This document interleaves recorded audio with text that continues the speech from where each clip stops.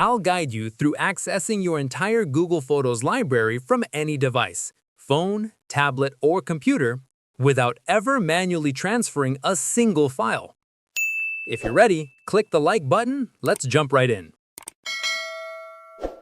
Open Google Photos on your primary device. Tap your profile icon in the top right and select Google Photos Settings.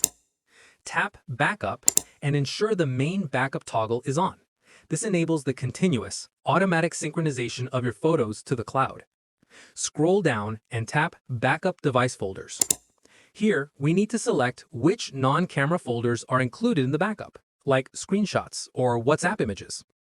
Take your time to switch on the specific folders you want to include in the automatic backup to ensure all images, including downloaded ones, are saved to your library. For a second device, download the Google Photos app. We need the correct application to view the cloud data. Sign in using the same Google account to link the device to your master photo library. Grant permissions when prompted to allow the app to function correctly with your device. On your computer, open a web browser and navigate directly to photos.google.com.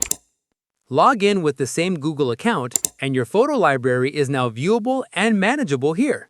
If photos are missing, first check your internet connection because the sync process requires a stable network. Disable low power mode on your phone because background activity is restricted by battery saver settings.